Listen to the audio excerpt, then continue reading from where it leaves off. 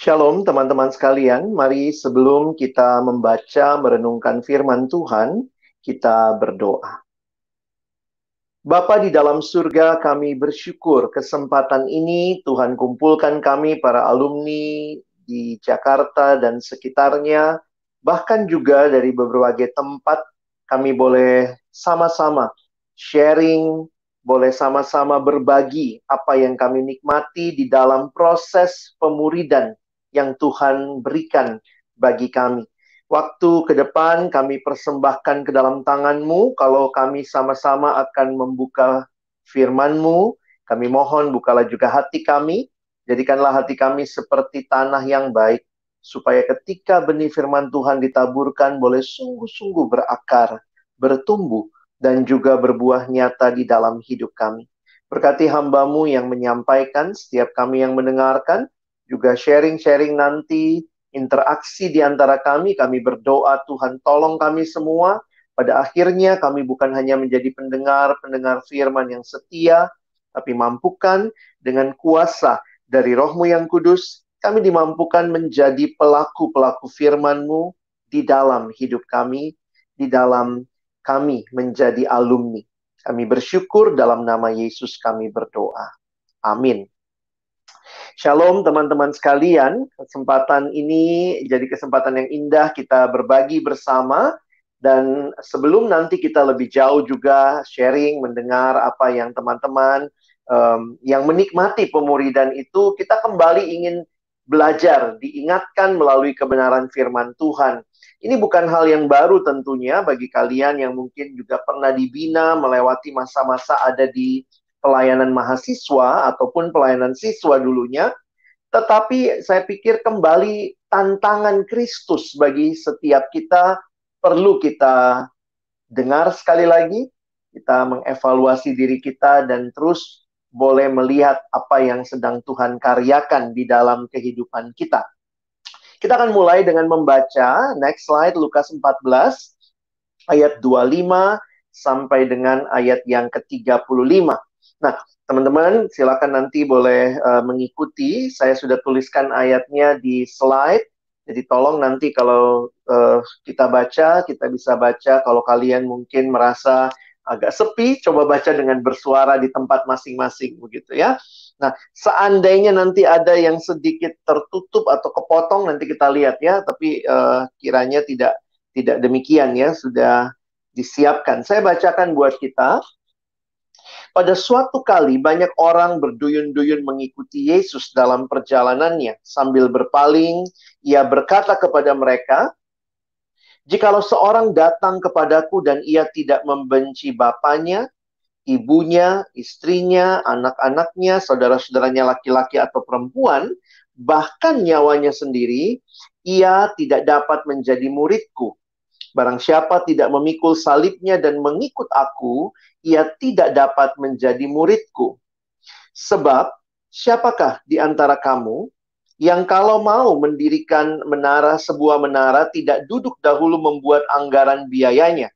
Kalau-kalau cukup uangnya untuk menyelesaikan pekerjaan itu, supaya jikalau ia sudah meletakkan dasarnya dan tidak dapat menyelesaikannya, jangan-jangan semua orang yang melihatnya mengejek dia sambil berkata, orang itu mulai mendirikan tetapi ia tidak sanggup menyelesaikannya.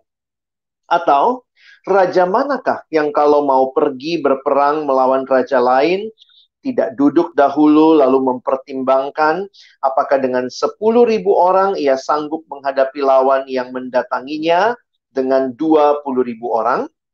Jikalau tidak, ia akan mengirim utusan selama musuh itu masih jauh untuk menanyakan syarat-syarat perdamaian. Demikian pula lah tiap-tiap orang di antara kamu yang tidak melepaskan dirinya dari segala miliknya, tidak dapat menjadi muridku. Garam memang baik, tetapi jika garam itu menjadi tawar, dengan apakah ia diasinkan? Tidak ada lagi gunanya, baik untuk ladang maupun untuk pupuk, dan orang membuangnya saja. Siapa mempunyai telinga untuk mendengar, hendaklah ia mendengar. Saya sudah siapkan slide, nanti kalau saya bilang next, baru di next ya. Ini udah duluan next ya, tunggu dulu. Baik, jadi teman-teman, kalau kita perhatikan di dalam kehidupan beriman kita, bahwa Tuhan tidak hanya memanggil kita untuk percaya kepadanya, tetapi juga untuk mengikuti Dia di dalam sebuah jalan yang disebut dengan pemuridan. He calls on us to commit our whole lives to Him, to trust Him alone for our salvation, and then to follow Him as His disciples. Jadi Tuhan yang memanggil kita untuk diselamatkan, mengalami kehidupan yang diubahkan. Tuhan yang juga memanggil kita untuk mengikuti jalan pemuridan. Nah, menarik sekali memperhatikan bahwa di dalam tradisi agama-agama secara khusus di dalam kekristenan, kalau kita bicara yang berakar kepada agama Yahudi, kita melihat bagaimana panggilan menjadi murid ini menjadi hal yang menarik untuk kita lihat dalam pola pada waktu itu, di mana biasanya ada orang-orang yang menyerahkan diri kepada guru untuk dididik, sehingga kita mengenal pada masa itu ada sekolah-sekolah rabi. Nah, ada hal yang sangat mendasar yang sedikit nyata atau berbeda adalah ketika Tuhan Yesus memilih murid, Dia tidak membuka pendaftaran lalu siapa yang mau daftar silakan datang. Tetapi di dalam bagian ini kalau kita perhatikan dalam tradisi kebiasaan pada waktu itu berbeda sekali. Biasanya orang yang cari guru datangi guru, tapi Yesus justru Dia memilih murid-muridnya. Nah, itu yang membuat kita menyadari bahwa sebenarnya kalau kita merenungkan dengan dalam, bahwa pemuridan itu adalah anugerah Allah. Diselamatkan aja adalah anugerah. Dan panggilan untuk mengalami karya Kristus yang adalah anugerah itu dilanjutkan dengan panggilan untuk terus menjadi murid serupa dengan Kristus. Dan itu pun bagi kita sebenarnya kita sadari adalah anugerah. Nah, sebagaimana kita perhatikan bahwa betapa pentingnya murid itu mengalami keserupaan dengan Kristus, maka saya ambil kutipan berikut, next slide ya. Ada kutipan dari kalimat Dietrich Bonhoeffer, seorang pendeta Jerman yang juga banyak membahas salah satunya tulisannya tentang murid atau pemuridan, bahkan juga dia bicara soal komunitas. Dia mengatakan Christianity without discipleship is always Christianity without Christ. Berarti ini mengingatkan kita bahwa kita tidak hanya dipanggil untuk menjadi orang percaya demikian saja, tetapi kita dipanggil juga untuk makin hari hidup makin serupa dengan Kristus. Ya, saya pikir sebagaimana kita memahami siapakah orang Kristen ya, dalam bahasa Inggris Christian. Who is Christian? Christian is very much, atau yang very important adalah dia mengikut Kristus. The most important thing about Christian is the first 6 letters. C, H, R, I, S, T. Bahwa tanpa Kristus, maka orang Kristen itu nggak ada apa-apanya ya. Makanya Christian without Christ tinggal Ian. Ada yang mengatakan Ian itu stand for singkatan dari I am nothing. Karena hanya di dalam Kristuslah kita boleh mengalami kehidupan yang penuh. Nah, karena itu kita lihat sama-sama, next slide. Kita akan membahas tentang panggilan menjadi murid Kristus. Dan menariknya teman-teman, ini bukan satu panggilan yang hanya muncul di awal begitu ya, karena kita masih di kampus mungkin waktu itu, kita dibina dalam persekutuan mahasiswa atau persekutuan siswa, oh kita jadi murid. Nanti kalau sudah alumni udah tamat, apalagi MHB-nya udah selesai. No, kita dipanggil menjadi murid yang lifelong, seumur hidup. Nah, panggilan itu bagi saya yang penting kita renungkan sama-sama, karena beberapa kali dalam bagian yang kita baca tadi, Yesus mengingatkan kita tentang tidak bisa jadi muridku. Nah, paling tidak ada 3 kali muncul istilah itu di dalam bacaan kita tadi, dalam Lukas 14. Karena itu saya ingin share 3 hal buat kita dari pemahaman tidak dapat menjadi muridku. Yang pertama, next slide. Kalau kita bicara dipanggil menjadi murid Kristus, maka murid adalah orang yang fokus hanya kepada Yesus. Nah, saya pikir ini peringatan buat semua kita ya. Maksudnya karena ini adalah sebuah panggilan seumur hidup, maka teman-teman jangan hanya melihat ini sebagai sesuatu yang terjadi dulu. Saya pikir sebagai alumni jangan hidup dalam nostalgia kerohanian. Ada sih yang suka dengan nostalgia ya. Wah dulu bang, aku paling rajin bang. Wah aku dulu paling rajin. Tapi itu dulu. Dulu aku itu ya bang, sebelum jemaat datang, aku datang duluan. Karena aku pengurus. Jemaat pulang, aku masih tinggal beres-beres. Wah, aku dulu luar biasa bang. Tapi itu dulu. Dulu bang, aku rajin banget baca buku rohani. Apalagi aku PKK di kampus bang. Dulu. Tapi itu semua dulu. Kerohanian bicara tentang bagaimana hidup engkau dan saya saat ini. Dan fokusnya harusnya tetap sama. Kita lihat next slide. Sebenarnya waktu kita mempelajari bagian ini, kalau teman-teman mempelajari ketika itu, Yesus berkata kepada murid-muridnya, "Jikalau seorang datang kepadaku dan ia tidak membenci bapaknya, ibunya, istrinya, anak-anaknya, saudara-saudara laki-laki atau perempuan, bahkan nyawanya sendiri, ia tidak dapat menjadi muridku." Lalu, bagian bawah dituliskan, "Barang siapa tidak memikul salibnya dan mengikut aku, ia tidak dapat menjadi muridku." Sebenarnya teman-teman kalau kalian perhatikan di dalam ayat yang ke-25, saya akan bacakan buat kita, ayat yang mendahului ayat 26, pada suatu kali banyak orang berduyun-duyun mengikuti Yesus dalam perjalanannya. Lalu sambil berpaling, ia berkata kepada mereka. Nah, bagi saya ini menarik untuk mencoba membayangkan waktu itu skenarionya atau scene-nya seperti apa. Jadi waktu itu banyak orang berduyun-duyun. Berduyun-duyun itu berapa banyak? Pokoknya banyak ya. Nah, banyak orang karena waktu itu Yesus makin populer. Ini sudah Lukas 14. Dia sudah melakukan banyak mujizat. Jadi waktu dia datang dari kota ke kota, orang makin banyak yang berkerumun, sama-sama datang untuk melihat Yesus seperti apa. Dan kita nggak bisa tahu motivasinya apa saja. Mungkin ada yang motivasinya benar, memang mau ikut Yesus. Tapi mungkin ada juga yang di dalam Injil yang lain dikatakan mereka hanya mau makan roti. Ya, jadi ada orang-orang yang hanya ikut Yesus untuk perut mereka. Ada yang mungkin cuma mau lihat, kayak apa sih bikin mujizat, pengen lihat dong begitu ya. Kayak kepo-kepo tingkat dewa begitu ya. Jadi banyak orang yang datang dengan berbagai motivasi. Tapi kemudian yang menarik dituliskan di dalam ayat 25. Waktu Yesus diikuti orang banyak. Nah ini berarti Yesus jalannya di depan ya.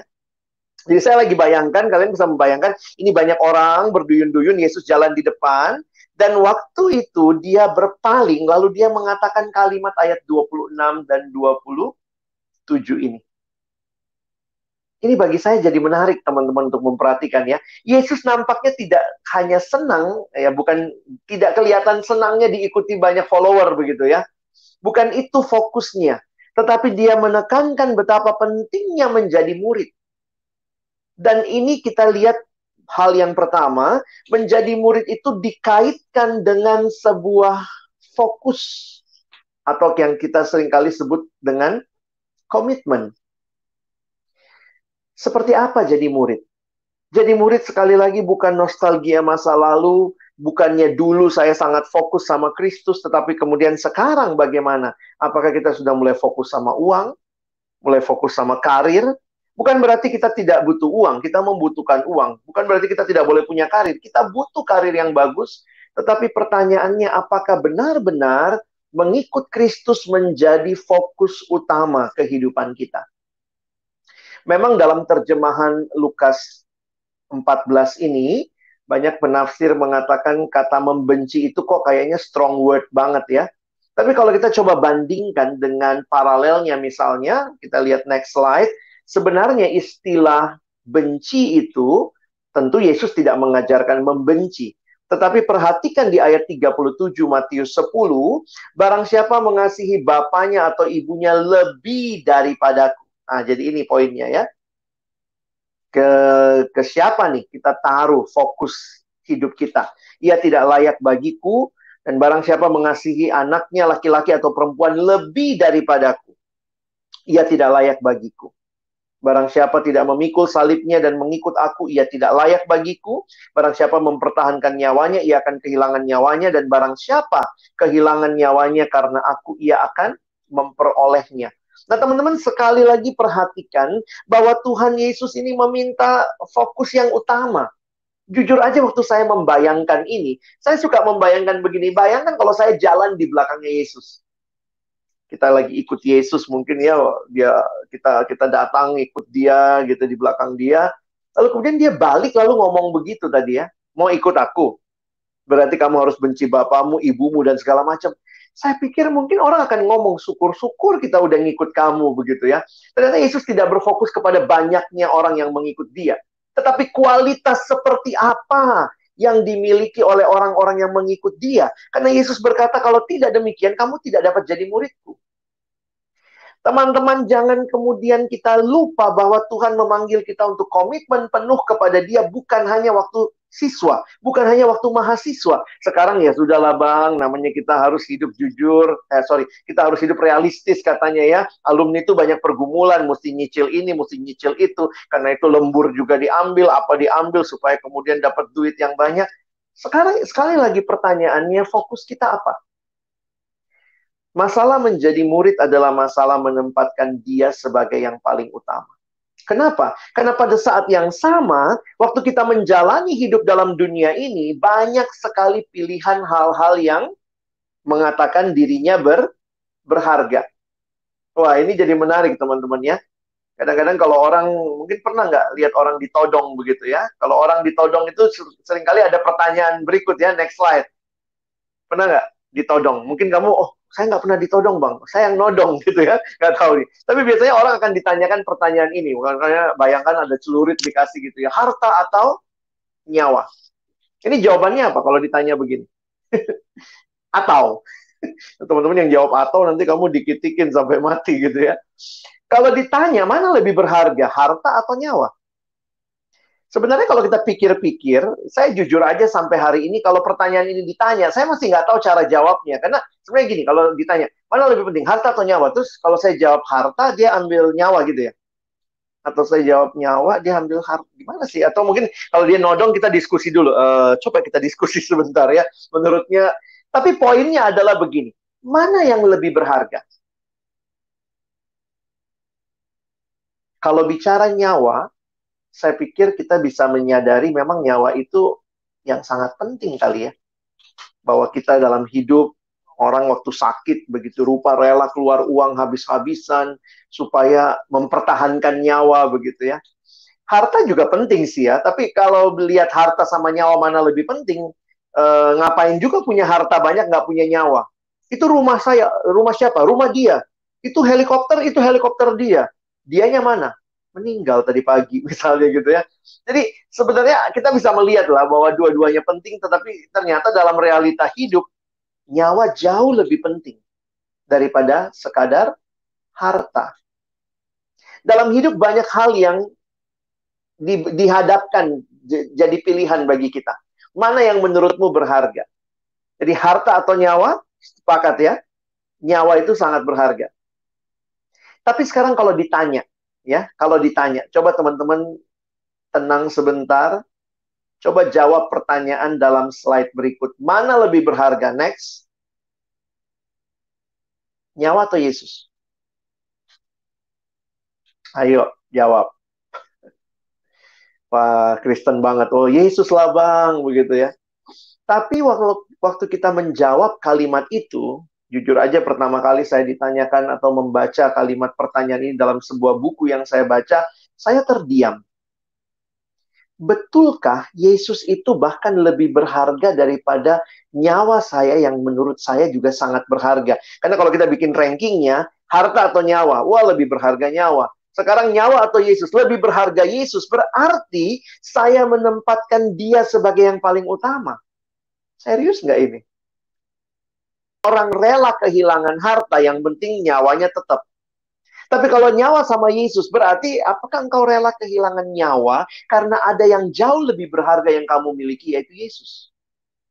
Kalau seandainya kita dikasih celurit lagi ya, lalu yang sekarang todongnya beda nih. Yesus atau nyawamu? Apakah engkau memilih Yesus? Sudahkah dia jadi yang paling utama? Ternyata nggak gampang loh teman-teman. Menjadikan Yesus sebagai fokus hidup, menjadi murid itu sebuah proses seumur hidup. Yaitu proses apa? Proses menempatkan Kristus terus-menerus di pusat hidup kita. Proses terus menyadari, I am nothing without you. Dan ini adalah satu proses yang terjadi terus-menerus. Teman-teman mungkin kurang memperhatikan tadi ya, tapi coba lihat next slide. Sebenarnya kalau kalian baca, itu Tuhan yang ngomong loh. Jangan bilang ini Bang Alex yang bikin-bikin. Enggak loh, itu ayat 26, baca baik-baik. Jikalau seorang datang kepadaku dan ia tidak membenci bapaknya, ibunya, istrinya, anak-anaknya, saudara-saudaranya laki-laki atau perempuan, bahkan nyawanya sendiri. Saya jujur waktu belajar ayat ini pertama kali, saya pikir, Tuhan ini mau perekrutan apa ini? Luar biasa ya. Tuhan minta militansi tingkat tinggi. Tempatkan aku sebagai yang terutama. Murid adalah orang yang menempatkan Kristus sebagai yang paling utama. Bahkan lebih utama dari nyawanya sendiri. Kalau bicara bapak, ibu, istri, kayaknya masih oke lah ya. Udahlah, mati aja, nggak apa-apa. Yang penting gue selamat gitu ya. Kalimat ini, bahkan nyawa kita, waktu kita lihat ternyata Yesus itu lebih indah, sehingga dialah yang layak menerima segala fokus yang terutama. Komitmen tertinggi dalam hidup kita. Dan itu bukan cuma di Lukas 14, teman-teman. Next. Lihat ya. Di Matius 10 juga sama. Lihat paling bawahnya. Kenapa kalau baca pelan-pelan baru berasa ya. Barang siapa mempertahankan nyawanya, kalau misalnya orang bilang, wah nyawa saya sangat berharga. Barang siapa mempertahankan nyawanya, ia akan kehilangan nyawanya. Dan barang siapa kehilangan nyawanya karena aku, kata Yesus, berarti kehilangan nyawa karena Yesus, berarti siapa yang lebih berharga? Yesus, sampai dia rela nyawanya hilang asal Yesus dipermuliakan dalam hidupnya. Tantangan kita jadi murid Yesus atau uang, mungkin belum sampai nyawa ya. Yesus atau perkenanan bos gitu ya. Kadang-kadang kalau bos marah kan nggak enak ya denger dia ngomong terus. Kalau Yesus marah kan nggak kelihatan bang, nggak kelihatan. Jadi bos suruh apa, kalau bertentangan sama Yesus ya sudahlah gitu ya, pilihnya bos begitu. Siapa yang paling utama dalam hidup kita? Kiranya ini jadi evaluasi buat saya, buat teman-teman juga. Hidup alumni bukanlah hidup yang sekadar menyandang embel-embel Kristen. Hidup alumni bukan cuma rajin ke gereja tiap minggu, atau sekarang ikut ibadah online sampai bisa ikut 2-3 ibadah. Jadi murid bukan hanya saat teduh tiap hari, ya, tapi diikuti dengan menempatkan dia sebagai yang jauh lebih utama. Hal yang kedua, next. Murid adalah orang yang rela membayar harga. Jadi bukan hanya dalam komitmen, ada fokus komitmen tertinggi yaitu Yesus, tapi tindakannya dan motivasinya menyatakan bahwa memang inilah yang utama, karena itu sampai rela membayar harga. Next slide. Saya lebih cepat saja di sini, karena bagi saya tadi fokus utamanya saya lihat di ayat 1 ya, ayat bagian yang pertama. Dua cerita ini Tuhan Yesus tempatkan sebagai sebuah perbandingan atau sebuah ilustrasi menegaskan poin yang sebenarnya kita sudah bahas di yang pertama tadi. Kalau benar dia layak menerima komitmen tertinggi bahkan lebih dari nyawa kita, maka Tuhan mau ayo bayar harga.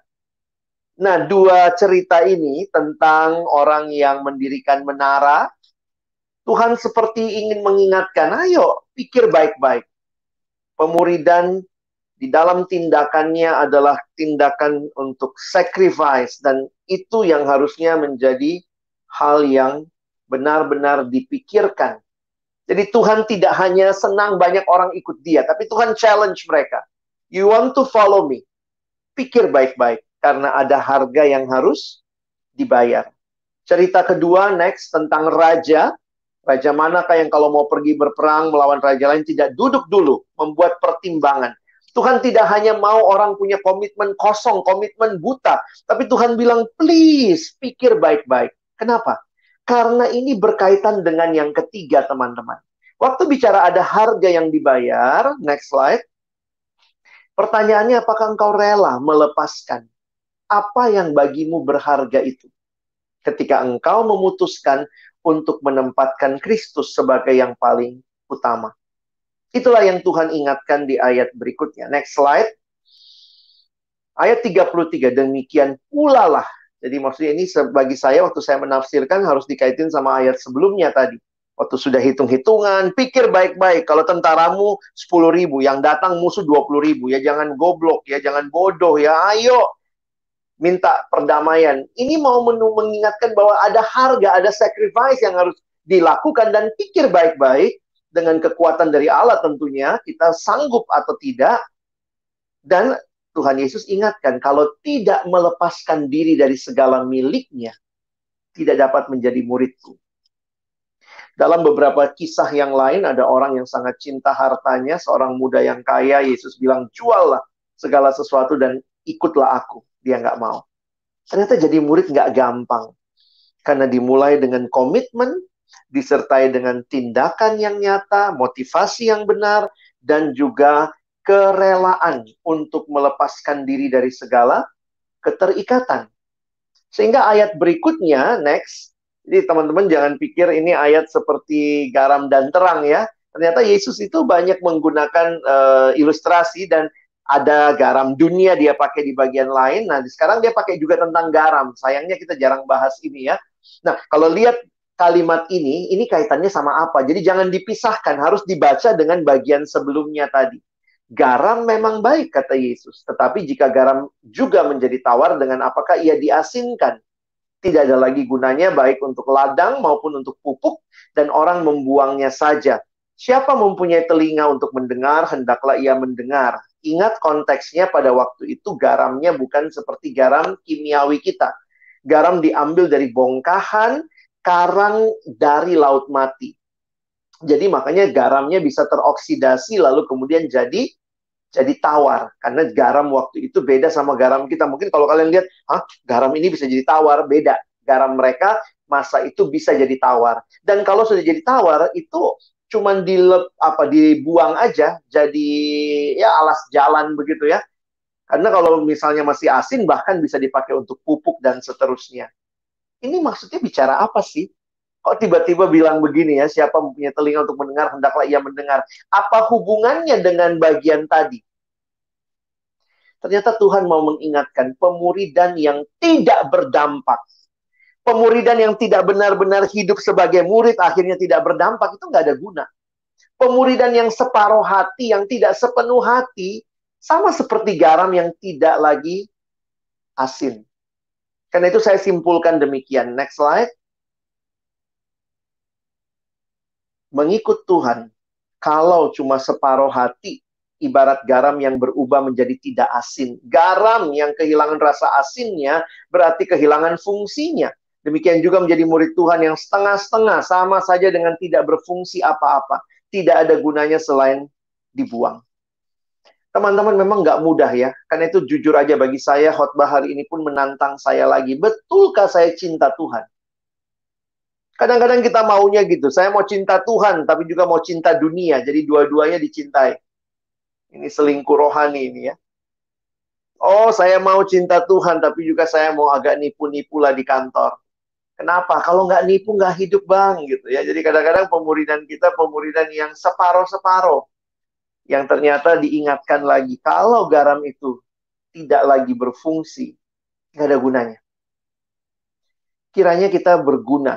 Ya, sorry ya, ini jadi utilitarian banget ya. Tapi ini kalimat Yesus. Kalau Yesus mau ngomong secara secara jujur ya, biarlah pemuridanmu, hidup jadi muridmu itu berguna. Karena benar-benar apa yang kamu hidupi dirasakan oleh orang di sekitarmu, sama seperti garam yang fungsinya luar biasa. Garam ternyata bisa buat apa tuh? Bisa buat pupuk kan? Gitu ya. Itu yang Yesus tadi bilang ya. Nah, karena itu sebagai aplikasi-aplikasi praktis bagi kita, next slide.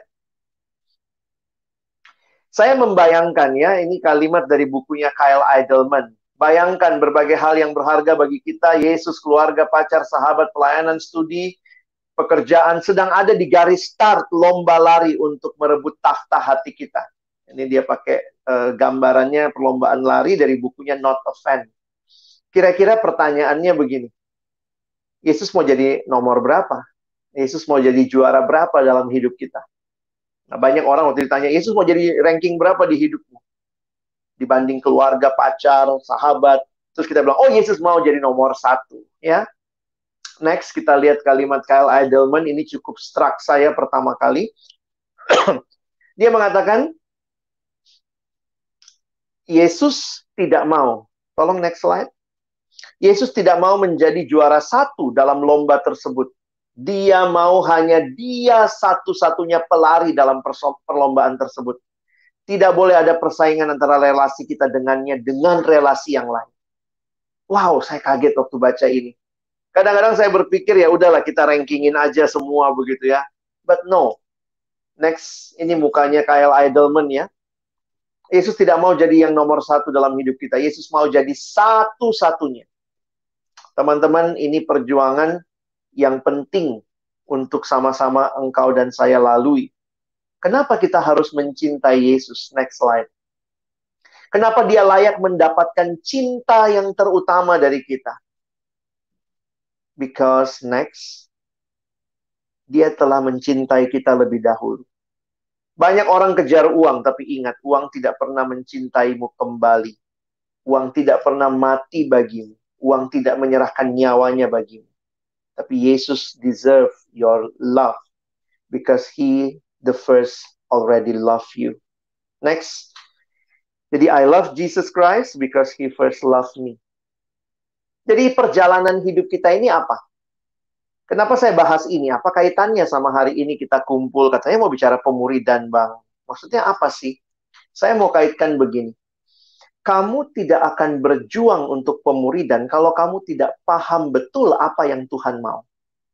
Kalau engkau paham Tuhan mau kau jadi murid, murid yang fokusnya menempatkan dia sebagai yang paling utama, maka teman-teman akan berjuang di dalam wadah-wadah pemuridan. Karena bagi saya yang namanya KTB, pembinaan semacam ini kan wadah pemuridan. Nah, wadah pemuridan yang lebih intensif sebenarnya adalah KTB, kelompok kecil. Kita ada orang-orang yang sama-sama saling bertumbuh, saling mengingatkan dalam wadah yang lebih kecil. Sekali-sekali kita kumpul dalam wadah besar, ada yang menyampaikan firman, membakar semangat kita lagi. Tapi kemudian, pemuridan itu jadi sesuatu yang kita perjuangkan dalam wadah yang lebih kecil. Karena di situ terjadi interaksi yang lebih dalam. Terjadi pemuridan yang lebih bisa mengevaluasi hidup satu sama lain. Bisa saling menyemangati. Bisa kita cerita apa yang jadi pergumulan di pekerjaan kita. Sehingga KTB itu bukan basa-basi. Tapi jujur saya tidak bisa memaksa teman-teman KTB. Saya tidak bisa memaksa teman-teman berjuang dalam pemuridan kalau engkau sendiri tidak paham Yesus mau apa. Nah, ternyata kan kita hari ini belajar Yesus mau kita jadi murid sejati, murid yang fokusnya hanya kepada Dia, tindakannya, motivasinya, rela melepaskan diri. Gimana caranya? Tuhan bilang, "Oh, jangan lupa, saya sudah kasih sahabat-sahabat rohani yang sama-sama mau berjuang." Tentu di pekerjaan ada sahabat kita. Tapi belum tentu kalau dia tidak dalam Tuhan, belum tentu punya kerinduan yang sama. Jadi Tuhan kumpulkan beberapa orang dengan kerinduan yang sama, sama-sama mau berjuang bagi kerajaan Allah. Karena itu penting sekali memahami panggilan pemuridan sebelum engkau menyerahkan diri, berjuang di dalam wadah pemuridan. Jadi kadang-kadang kalau orang tidak cari KTB, tidak berjuang punya KTB. Kadang-kadang saya mikir, dia ngerti nggak sih panggilan Tuhan buat dia? Oh, dia ngerti, Bang, untuk jadi murid. Terus bagaimana dia jadi murid? Kadang-kadang dalam situasi tertentu, oh, dia sering dengar khotbah online. Oh, banyak khotbah. Ya, banyak sih. Bagus juga, tapi hati-hati yang terbentuk cuma knowledge. Sementara Tuhan juga mau kita saling shape one by one. Dan bagi saya, KTB, kelompok kecil adalah cara Tuhan yang dia telah teladankan dan dia juga telah lakukan dengan memberikan teladan memimpin sebuah kelompok murid-murid. Nah, jadi perjalanan kita, next slide, adalah perjalanan makin mencintai Yesus hari demi hari. Sebuah perjalanan seumur hidup, lifelong, yang dimulai dengan buka hati, terima Yesus sebagai Tuhan dan Juru Selamat kita, serta terus mengutamakan Dia dalam keseluruhan hidup. Nah, menjalani ini semua, Tuhan kasih ini ya, alat-alat kasih karunia-Nya. Next. Saya seringkali pakai ilustrasi ini. Teman-teman yang kenal saya dari mahasiswa pasti tahu, ini ilustrasi roda. Jadi gambarannya sama seperti roda, inilah hidup orang Kristen. Roda itu yang muter porosnya. Makanya di pusat hidup harus ada Kristus. Tempatkan dia sebagai yang paling utama. Lalu ada dua jari-jari. Satu jari-jari yang vertikal, hubungan dengan Tuhan. Satu jari-jari yang horizontal. Nah, ini yang harus dibangun. Relasi dengan Tuhan, saya bicara sama Tuhan namanya doa. Tuhan bicara sama saya lewat firman. Makanya terus ya, baca kitab suci, doa tiap hari. Kalau mau tumbuh, itu bukan cuma lagunya anak sekolah minggu, itu lagu alumni. Bahkan alumni mungkin harus lebih sering nyanyi lagu itu untuk menghayati. Saya tetap butuh firman. Saya tetap butuh doa. Itu bagian yang menumbuhkan kita. Tapi bukan hanya yang vertikal, hubungan dengan Tuhan, ada juga yang horizontal. Nah, Tuhan menyediakan horizontal ada dua hal. Dengan sesama anak Tuhan, ke dalam kita harus rajin bersekutu dengan saudara-saudara seiman kita. KTB, pembinaan, kesempatan kita dibangun juga. Tapi kemudian keluar, kita bersaksi. Jadi, bukan hanya satu aspek ya, saya dengan saudara seiman ke dalam, tapi bagaimana dengan orang-orang yang belum kenal Tuhan, kita hadir dan bersaksi di tengah dunia ini. Nah, bayangkan, hidup rohani itu bukan cuma yang vertikal. Kadang-kadang ada alumni merasa, ya saya kan sudah cukup, saya masih saat teduh bang sampai hari ini, saya masih berdoa. Tapi kadang-kadang saya tanya, siapa sahabatmu yang menemanimu berjalan dalam masa bertumbuhmu ini? Oh enggak bang, saya udah sibuk banget. Kalau engkau sadar kau butuh dimuridkan, engkau butuh berjalan terus sebagai murid, engkau akan berjuang menyisihkan waktu. Tentu nggak mudah. Tapi bagi saya, disinilah kelihatan keseriusan kita sebenarnya. Ada yang nanya sama saya, jadi sebenarnya KTB itu bang, dari kita mahasiswa sampai sekarang harus orangnya itu-itu aja. Kan pemuridan seumur hidup. Saya sih menghayatinya nggak demikian. Tentu dalam masa batas waktu tertentu, itulah orang-orang yang Tuhan hadirkan bersamamu. Tapi misalnya beberapa alumni kan pindah kota, dia ke Jakarta. Nah, tapi menarik tuh, dia cari KTB lagi. Bang, aku mau KTB. Beberapa alumni daerah WA saya, bang, saya mau KTB. Saya kasih ke pengurus PAKJ. Dipertemukan deh sama sesama yang mau KTB. Nah, di situ jadi menarik kan? Berarti poinnya adalah kamu tahu, kamu harus jadi murid seumur hidup. Nah, di dalam setiap masa, itu bisa jadi kesempatan ya. Waktu SMA ini kelompokmu, Tuhan kasih kamu kelompoknya ini. Waktu kuliah mungkin ini kelompokmu. Teman-teman yang menolongmu bertumbuh jadi murid. Waktu alumni sekarang kelompokmu berbeda lagi. Tapi sebenarnya poin saya adalah engkau terus sedang jadi murid, dimuridkan, dan mari juga belajar memuridkan. Jangan selalu minta sama pengurus PAKJ. Kadang-kadang kami kebingungan juga gitu ya, minta pemimpin KTB, minta pemimpin KTB. Tapi waktu sudah menikmati KTB, nggak mau jadi pemimpin ya. Saya pikir harusnya kita juga belajar jadi orang yang bisa memuridkan orang lain. Dan ini diperjuangkan. Mengerti pentingnya, mengerti panggilan Tuhan diperjuangkan. Mau lagi offline, ya perjuangan juga kan, alumni dari berbagai tempat, kadang-kadang jauh-jauhan kumpul. Tapi asik ya kumpul di mall, bisa makan-makan gitu ya. Bisa sambil ngobrol, sambil KTB. Nah sekarang waktu online gimana? Saya menantang juga teman-teman, lakukan secara online. Kenapa?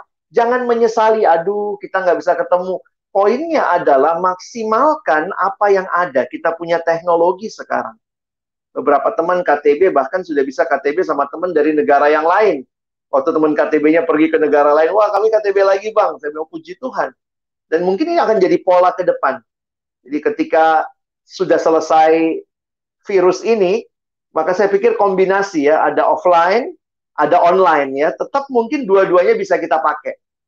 Jadi saya berpikir kalau kamu mengerti pentingnya, engkau akan memperjuangkan. Nah, jadi saya berdoa kiranya teman-teman dalam situasi seperti ini nggak mati gaya ya. Tapi terus menyadari pentingnya pemuridan, pentingnya jadi murid, dan terus berjuang dalam setiap kelompok pemuridan, baik secara online, kalian bisa berdoa sama-sama. Ya, ini ada beberapa foto aja ya, next aja ya. Ini beberapa KTB kami. Saya sama istri mimpin KTB Couples dari tahun 2012.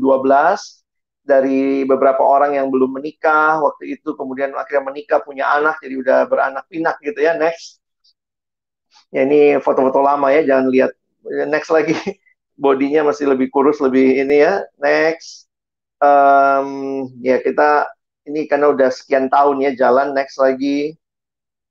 Next lagi. Kami pernah bikin satu acara ini waktu Natalan ya. Next lagi.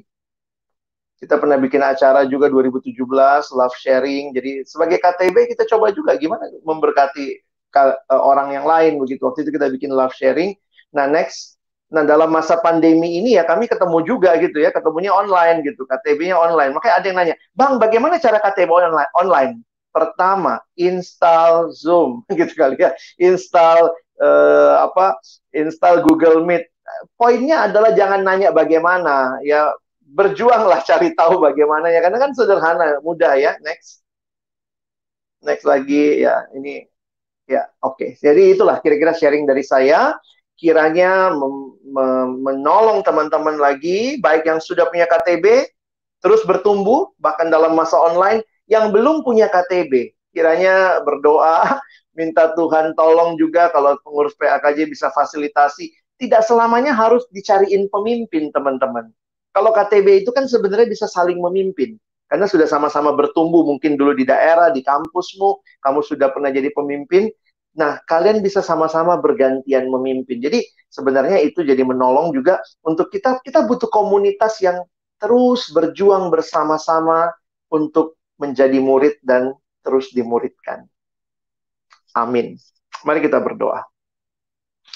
Tuhan, terima kasih buat firman-Mu. Terima kasih karena Engkau menantang kami. Para alumni juga. Apakah kami sungguh-sungguh mau jadi murid Tuhan? Dan kalau itu penting, kalau kami mau jadi murid Tuhan, apakah kami juga berjuang di dalam setiap wadah pemuridan yang Tuhan berikan? Apakah kami berjuang mengupayakan ada KTB-KTB yang mendorong kami juga terus bertumbuh di dalam Tuhan? Kami butuh satu sama lain, dan kami bersyukur salah satu melalui wadah PAKJ ini yang memberikan pembinaan bagi kami. Kami terus bertumbuh, dan juga ada KTB-KTB yang diinisiasi melalui kebersamaan kami boleh jadi kesempatan untuk saling berbagi, terus berjalan bersama, bertumbuh, mengasihi Tuhan, melayani Tuhan. Sekali lagi terima kasih buat firman-Mu, berkati waktu selanjutnya, dalam sharing kami, dalam kami berinteraksi, kami menyerahkannya ke dalam tangan pengasihan-Mu. Dalam nama Yesus kami berdoa. Amin.